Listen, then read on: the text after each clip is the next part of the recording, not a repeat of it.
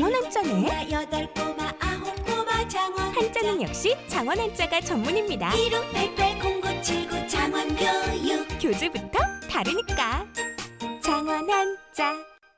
안녕하세요. 장원교육의 담당자예요. 저도 뇌생맘 팬입니다. 제 아이 생각하면서 재미있게 만든 장원 한자 많은 문의 부탁드립니다.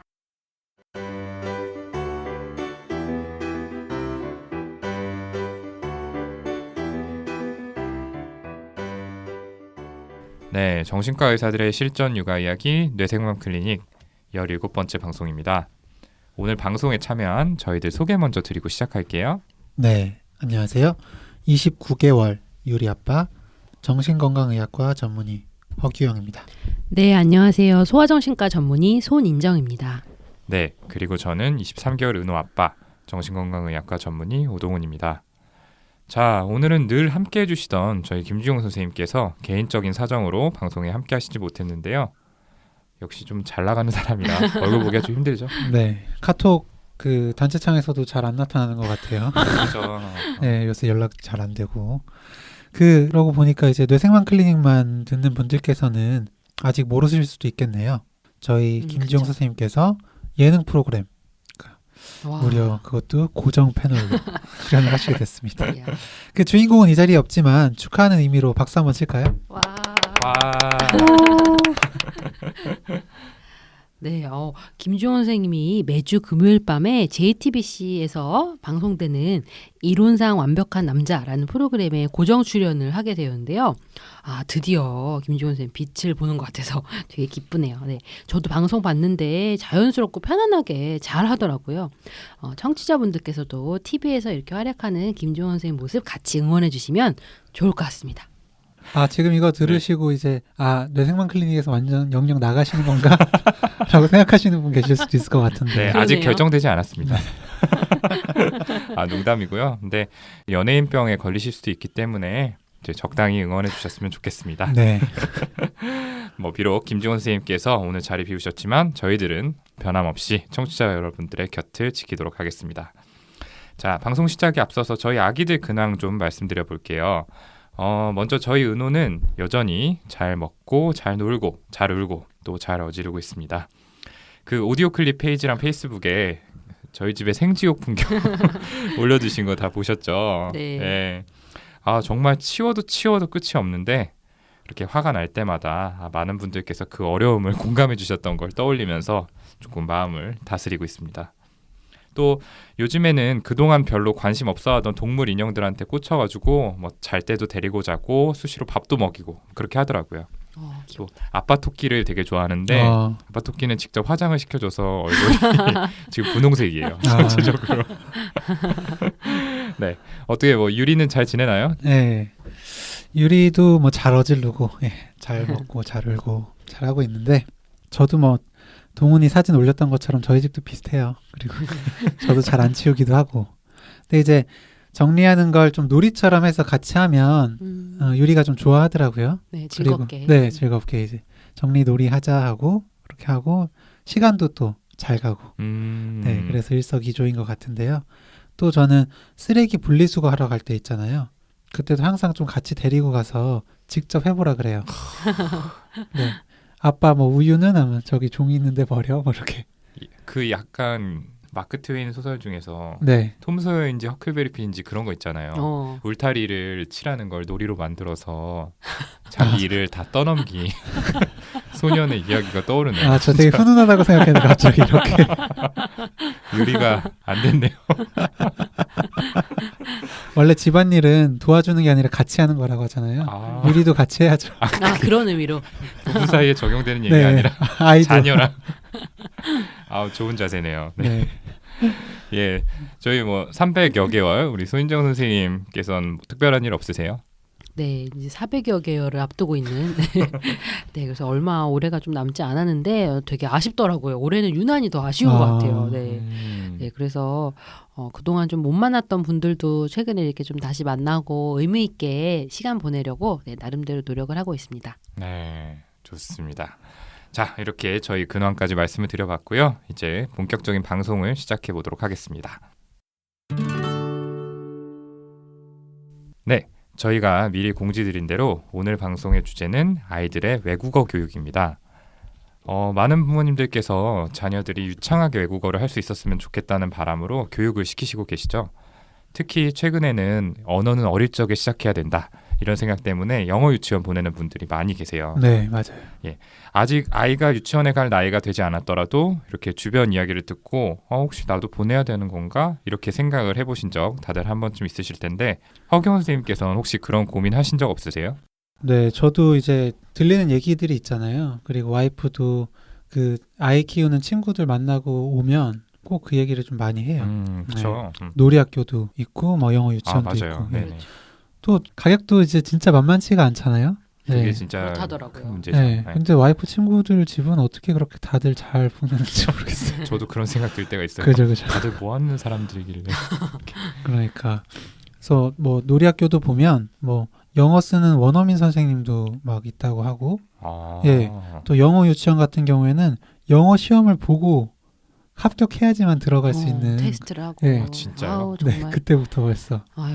유치원에 들어갈 나이에 이미 시험을 봐야 돼요. 떨어지면 네. 얼마나 상심이 클까. 그러니까 와이프도 하는 소리가 이제 뭐 제가 뭐 꼭 그런 데 보내야 되냐 그냥 뭐 동영상이나 보여주고 그러면 되지 않냐 그랬더니 한 번 이렇게 늦춰지면 영어 유치원도 못 가고 계속 이런 식으로 계속 늦춰질 수도 있다는 거예요. 그런 고민들 많이 하실 것 같아요. 맞아요. 네. 저도 방송 준비하면서 와이프랑 이야기를 좀 나눠봤는데 와이프도 좀 보내야 되지 않느냐 이런 식으로 얘기를 하더라고요. 그 같이 일하는 동료들도 다들 보낸다고 하고 또 초등학교에 들어가면 아무래도 미리 배우고 들어온 네. 만큼 좀 다른 애들보다 영어 실력이 뛰어나다는 얘기를 듣기도 했고요. 이런 것들 때문에 좀 보내야 된다라는 생각을 하는데 반면에 그 나이면 사실 우리말도 완전치 않을 텐데 괜히 영어까지 가르쳤다가 이도저도 아니게 될까봐 좀 걱정이 되는 부분도 있어요. 손인정 선생님 생각은 어떠세요? 네, 여기 계신 선생님들뿐만이 아니라 진료실에 찾아오시는 부모님들 중에서도 이런 비슷한 고민을 많이 하시는데요. 사실 절대적으로 뭐가 좋다 나쁘다를 나누기는 좀 어렵고 아이 사정마다 좀 다를 수 있지만 저는 개인적으로 영어 교육을 너무 서두를 필요는 없다라고 말씀드리고 싶어요. 유치원 갈 나이면 뭐 5살, 6살 뭐 사실 만으로는 뭐 세네돌 이 정도인데 오동훈 선생님도 방금 말씀하신 것처럼 한글도 완벽하게 떼지 못한 나이잖아요. 게다가 또래랑 친구들이랑 뛰어놀면서 사회성 발달을 해나가야 할 시기에 학원 뺑뺑이 돌고 있는 아이들을 보면 참 안타깝고 걱정스러운 마음이 들더라고요. 네. 근데 그러면은 영어 교육은 언제부터 좀 시작을 해야 될까요? 혹시 뭐 반드시 시작해야 되는 그런 크리티컬한 시기가 따로 있는 걸까요? 그러니까 사실 유치원이야 5살이 돼서 이렇게 좀 보내지만 영어에 노출시키는 건 그보다 훨씬 빠른 좀 이른 시기잖아요. 그렇죠. 예. 그러니까 지금 유리만 해도 뭐 어렸을 적부터 뭐 영어 노래도 틀어주고 뭐 했었거든요. 그리고 예전 방송에서 좀 말씀드렸지만 동영상도 일체 안 보여주다가 요즘에는 영어로 된 동영상은 좀 보여주기도 하거든요. 네, 맞아요. 사실 예전에는 이렇게 사람들이 언어를 습득하는 거에 굉장히 절대적인 시기가 있다고 했었고요. 사실 최근에도 학자들도 크리티컬한 시기는 있다. 예. 이렇게 정말 네이티브 수준으로 하려면은 어릴 때, 3, 4살 때 정도부터 그런 언어들이 이제 습득이 되어야 된다라는 주장들도 있는데요. 네.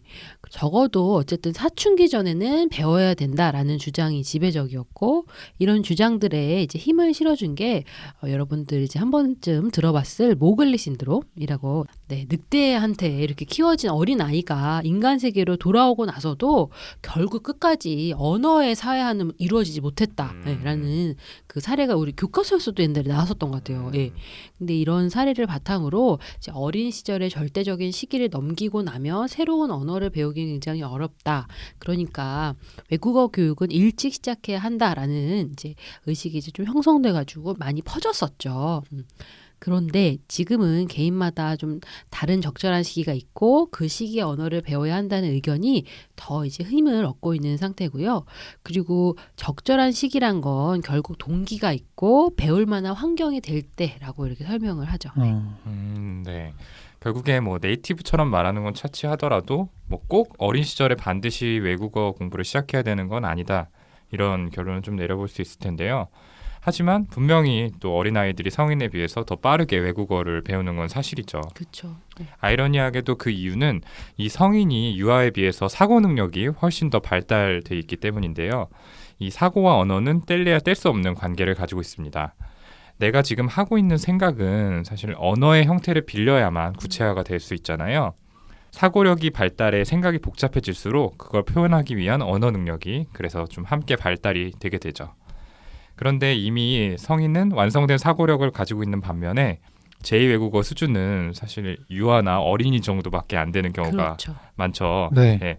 그러니까 복잡한 업무를 기획하고 또 철학적인 생각을 하는 사람이 그걸 표현하려고 하는데 뭐 실제로 구사할 수 있는 문장의 수준은 I am a boy, this is apple 네. 이 정도라고 한다면 얼마나 답답하겠어요. 그렇죠. 자연스럽게 영어 대신에 본인이 더 능숙한 모국어로만 사고하는 버릇이 생기게 되고 이제 영어 습득이 좀 요원해지게 되는 거죠. 반면에 아이들은 이 언어와 사고의 발달 수준 간의 갭이 상대적으로 작아요. 그래서 성인과는 달리 두 가지 능력이 같은 수준으로 발달할 수 있기 때문에 제2외국어가 잘만 자리가 잡히면은 얼마든지 해당 언어로 사고하는 게 익숙해지고 결국에는 언어를 빨리 익힐 수 있게 되는 거죠. 네. 그러니까 좀 정리를 하자면 외국어를 배우는데 절대적인 시기가 있는 건 아니지만 어린아이가 성인에 비해서 습득에 유리한 점은 분명히 있다. 요거 정리를 좀 해볼 수 있겠네요. 네. 아마도 좀 이러한 점 때문에 많은 부모님들께서 영어를 비롯한 외국어에 어렸을 때부터 익숙해지도록 노력을 기울이시는 것 같아요. 그러니까 아까 저도 영어 노래를 이렇게 틀어준다고 말씀을 드렸었는데 또 어떤 부모님들은 영어 DVD를 보여주시거나 영어로 된 동화책을 읽어주시기도 하더라고요. 근데 이런 방법들이 실제로 영어 교육에 효과가 있을까요? 좀 어떻게 생각하세요? 네, 말씀하신 대로 영어라는 언어 자체에 익숙해지는 정도 효과는 당연히 있을 것 같고요. 하지만 듣고 말하는 어떤 언어의 실제적인 능력의 발달로 이어질지는 좀 의문이 드는 게 사실인 것 같아요. 어린아이들이 언어를 습득하는 과정을 살펴보면 다른 사람, 특히 부모와의 상호작용이 굉장히 중요하다라는 걸 알 수 있는데요. 우리가 흔히들 아이를 보고 그런 이야기 하잖아요. 와, 언제 벌써 이렇게 말을 하게 됐지?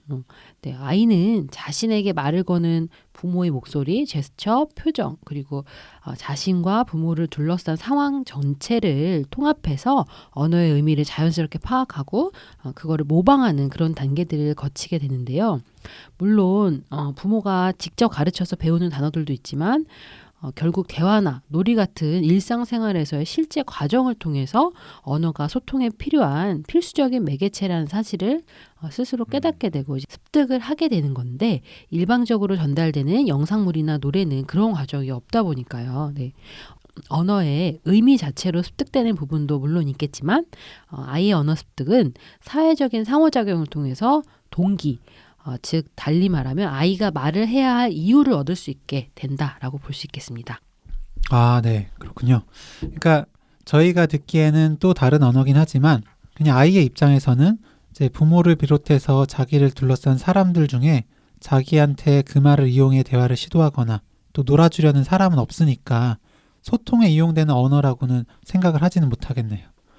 그럼 이제 아이가 노래에 나오는 단어를 따라한다고 해서 그걸 언어를 배웠다라고 단정할 수는 없겠네요. 네, 단순히 그 단어를 반복적으로 듣고 외운 것일 가능성이 있죠. 그러니까 배운 것까지만. 예. 근데 그 배운 말을 실제 상황에서 적절하게 사용을 할 수 있는가는 또 다른 문제이고요. 그렇기 때문에 실제 상황에서 적절하게 자신의 의도랑 관심을 전달하는데 유용하게 쓸 수 있어야 비로소 이제 의미 있는 발화다라고 할 수 있겠죠. 그렇죠. 네. 그러니까 결국에 언어 습득에 있어서 상호작용이 필수적이니까 어떤 외국어를 습득하게 하기 위해서는 부모가 그 외국어를 의식적으로 사용하면서 말도 걸고 또 놀아주려는 노력이 있어야 아이가 그걸 언어로 배울 수 있는 기회를 얻게 된다.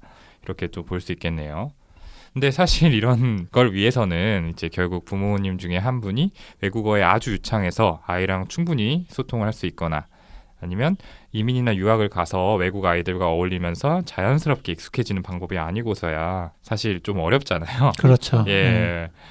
그 연구에 따르면 이렇게 바이링구얼이 좀 가능한 환경에서 자라는 아이라도 해당 언어의 네이티브 스피커 수준으로 말을 하려면 약 7년 정도의 시간이 필요하다고 합니다. 좀 서글퍼지는 부분이 있죠. 네, 저는 영영 안 되겠네요. 저희 아이라도 좀 네이티브 수준이 됐으면 이런 바람을 좀 가졌었는데 그래서 그런 기대로 저도 영어 노래를 좀 자주 틀어주고 했거든요. 네, 좀 아쉬운 마음이 드네요. 저도요. 그래도 뭐 안 듣는 것보다는 조금이나마 영어에 익숙해질 수는 있겠죠. 참고로 DVD 같은 영상물 이용하는 부모님들 많이 계시잖아요. 저도 그렇고 그 가급적 24개월 이전에는 보여주시지 않는 게 좋다고 합니다. 그러니까 아무리 좋은 교구라도 부모가 직접 놀아주는 상호작용을 따라가긴 어려운데 하물며 이제 빠르게 변화하는 자극적인 영상물은 더더욱 좀 그렇겠죠. 또 만 2세, 그러니까 24개월이 넘으면 보여줄 수는 있긴 하지만 이것 역시 하루에 20분을 넘지 않도록 하는 게 좋다고 해요. 또 이 경우에도 아이가 그냥 영상을 보고 있도록 놔두는 게 아니라 부모가 옆에 같이 있으면서 상호작용을 함께 해야 효과를 기대할 수 있죠. 그러니까 저도 지금 보여주면서 아이랑 같이 춤도 추고 뭐 노래도 부르고 하고 있습니다. 이야. 정말인가요? 네. 제가 춤을 굉장히 추면 열심히. 이제 유리가 따라서 하는데 제 춤이 부족해서인지 유리는 모든 동작이 다 똑같아요. 손을 들고 탈춤을 추듯이 흔들흔들 하는데 어쨌든 좋아합니다, 유리는. 잘하고 계시군요. 네, 굉장히 노력을 하고 계신데, 네, 언어의 발달이 이렇게 일방적인 노출이 아니라 상호작용의 과정이 꼭 있어야 된다는 거, 그게 중요하죠. 근데 이런 면에서 봤을 때 제가 진료실에서도 어머님들께 많이 말씀드리는 게 이제 언어가 부족하다, 늦되다고 해서 계속 책만 옆에서 줄줄 읽어주시는 거는 언어 발달에 큰 도움은 되지 않아요. 네. 보통 책을 많이 읽으면 아이들이 새로운 단어도 많이 배우고 언어 발달에 많은 도움 될 거라고 생각들을 하시잖아요. 네. 그렇죠. 네. 그런데 책에서 사용되는 언어가 이제 문어체인 경우가 많다 보니까 실제로 사람 간의 대화를 할 때 사용되는 언어랑도 다르고 책을 읽어줄 때 어머니의 어떤 억양도 다를 수 있고요. 실제 대화랑은. 그래서 대화를 할 때 사용되는 언어를 우리가 화용 언어라고 하는데요. 이 화용 언어는 사회적인 상황 속에서 습득되고 촉진이 될 수 있어요. 5세 미만의 어린 나이에 대화나 놀이 대신 책만 이렇게 읽어주시게 되면 이 화용 언어를 제대로 배울 수가 없어서 또래들과 관계를 맺고 하는 언어 발달을 잘 못하게 되는 경우가 발생하기도 합니다. 네. 가끔 저도 주변에서 이렇게 책벌레 스타일의 네. 책만 보면서 주변 아이들과는 거의 놀지 않는 그런 아이들을 종종 본 적이 있었는데 아마 그런 아이들이 이런 영향을 좀 받지 않았을까라는 생각도 드네요. 네. 어린아이들에게는 놀이와 대화가 곧 교육이다. 이게 좀 핵심적인 메시지가 될 것 같고요. 책을 읽어주실 때도 그 내용을 쭉 읽어주기만 할 게 아니라 아이와 눈맞춤도 좀 하시고 중간중간 아이에게 말을 걸어가면서 그렇게 읽어주시는 게 더 좋을 거라는 생각입니다. 방금 소윤정 선생님이 화용 언어라는 이야기를 해주셨는데 이렇게 언어 능력을 좀 세분화해서 생각을 해보면 각 나이대별로 습득해야 하는 언어 능력이 전부 다르다는 걸 저희가 알 수 있는데요. 이 5세 미만 아이들에겐 말하기랑 듣기 능력이 중요한 반면 만 11세 이후에는 읽기와 글쓰기 능력이 전체적인 언어 능력의 발달을 이끈다고 합니다. 또 성인에 가까운 만 16, 17세가 돼서도 발달하는 능력이 따로 있을 정도로 이 언어는 성장 과정 전체에 걸쳐서 발달을 하게 되는데요. 그럼에도 불구하고 좀 우리나라의 언어 교육 자체가 이 나이대별 특성을 고려하지 않은 채 이루어지는 측면이 있죠. 그렇죠. 또 주변에서 보면은 뭐 3세나 4세 이 정도밖에 되지 않는 아이들에게 한글을 가르치는 부모님들도 이제 종종 뵙게 되는데 뭐 아이가 먼저 흥미를 보여서 이렇게 알려주게 되는 그런 분들도 계시는 반면에 그냥 일종의 선행학습의 목적으로 가르치시는 분들도 계세요. 영어의 경우엔 좀 더하겠죠. 사실 부모 세대에게 영어라는 거는 학교에서 이제 배우는 시험을 봐야 하는 그런 과목으로서의 의미가 상당히 크잖아요. 그렇죠. 그러니까 본인이 경험한 영어 교육의 방식 역시 단어를 외우고 문법을 맞추는 것 위주였고요. 그러다 보니까 아이들에게도 대화를 통해서 자연스럽게 언어를 습득하게 해주는 대신에 처음부터 알파벳을 가르치고 뭐 애플, 보이, 뭐 캣 이런 단어를 알려주게 그냥 되는 경우가 많아요. 근데 앞서 말씀드렸던 것처럼 어린아이들에게 필요한 거는 이제 말하기와 듣기 능력이잖아요. 애초에 좀 방식이 맞지 않는 거죠. 네. 네, 그래서 영어뿐만 아니라 여러 선행학습이 사실은 안 시키면 불안한 것으로 자리 잡게 되어서 안타까운 마음이 드는데요. 사실 영어를 조기 교육하고 선행학습을 시켰을 때 배우는 것 자체의 즐거움을 느끼고 실력이 늘어가면서 성취감을 느끼는 아이들도 물론 있겠지만 다른 아이들과 직접적으로 이렇게 비교가 될 수 있는 상황에서 열등감을 느끼고 또 자존감에 상처를 입는 아이들도 다수거든요. 네, 그래서 실력을 조금 더 일찍 쌓느냐보다 자존감을 잃어버리느냐 아니냐의 문제는 사실 아이 인생에 있어서 훨씬 중요한 문제라고 할 수 있고요. 그리고 자존감이랑 자신감 이런 중요한 것들을 잃게 되면 결국은 학업을 비롯한 도전하는 모든 것들에 대한 광범위한 거부감이 또 생길 수도 있겠죠. 네, 그렇죠. 방금 손정 선생님이 말씀해 주신 것처럼 실제로 이 경력 10년 이상의 소아정신과 전문의들을 대상으로 한 설문조사에도 조기 교육하고 영유아의 정신건강 간에 부정적인 상관관계가 있다는 그런 보고가 있었습니다. 좀 장기적으로 학습 스트레스를 가중시켜서 되려 성취도가 떨어지고 문제 행동이 나타날 가능성이 높다고 하는데 어떤 이런 전문의들의 의견의 일치를 보았는데요. 특히 낮은 자신감 그리고 집중력 저하, 부모님과의 관계 악화 이런 문제들하고 높은 연관성이 있었다고 해요. 이런 점을 생각을 해보면은 지금 시키려는 교육이 아이를 위한 건지 나를 위한 것인지 여기에 대해서 좀 생각을 해볼 필요가 있다는 그런 생각이 드네요. 네, 맞습니다. 그리고 또 조기 교육의 효과와 관련된 인상적인 연구 결과가 하나 있는데 2011년도에 초등학교 1학년 학생 300명을 대상으로 국어 능력을 5개 영역, 그러니까 독해, 논리, 맞춤법, 오자, 그리고 또 관련 단어 찾기 이렇게 나눠서 평가한 연구에 따르면 만 5세 때 사교육을 받은 집단이 받지 않은 집단에 비해서 전 영역에서 점수가 낮았다고 합니다. 그러니까 사교육을 받은 군이 오히려 더 실력이 떨어진다는 결론이 나온 건데요.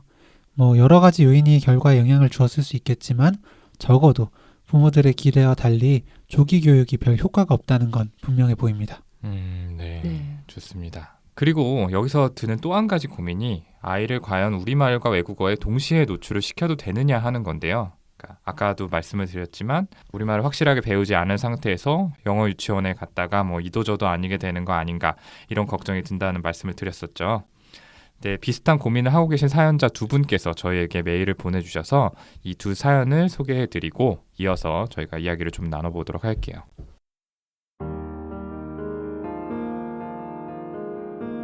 안녕하세요. 저는 외국 여자와 결혼하여 현재 유럽에서 거주하며 팟캐스트를 자주 청취하는 한 청취자입니다.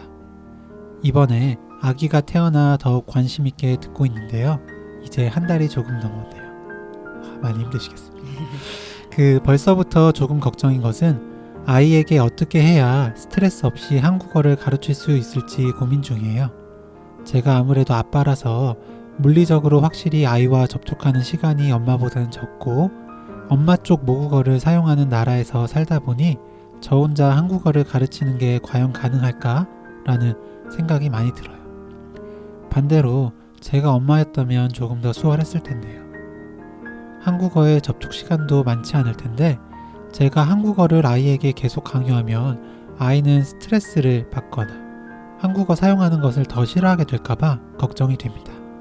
주변의 말을 들어보니 제가 엄마의 모국어로 아이와 소통이 가능하다는 걸 보여주는 순간 아이는 한국어를 절대 하려고 하지 않을 것이니 아이가 엄마 쪽 모국어를 사용할 때는 철저히 무시하고 한국어를 사용할 때만 적극적으로 반응해 주라고 하는데요. 이런 과정에서 아빠를 싫어하거나 아이 스스로가 거절감이라는 상처를 받게 되진 않을까요?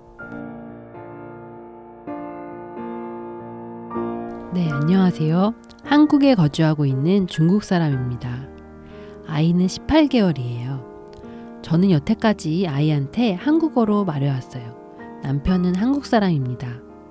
남편하고 주말 부부인데 남편도 주말에 집에 오면 한국어로 아이한테 이야기하고 있습니다.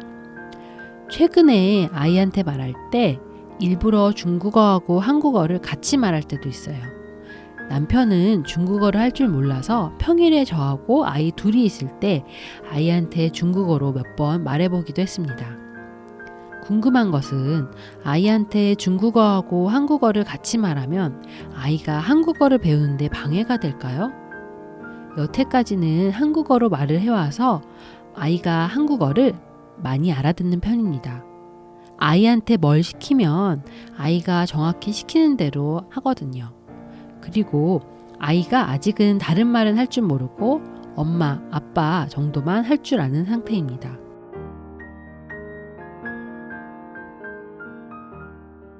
네, 잘 들었습니다. 소중한 사연 보내주신 두 분께 감사의 말씀을 전하고요. 결국 두 분 모두 배우자랑 사용하는 언어가 달라서 어떻게 보면 바이링구얼 에듀케이션이 가능한 상황인데 어떻게 하면 두 가지 언어를 다 잘 배우게 할 수 있을지를 고민하시고 계신 것 같아요.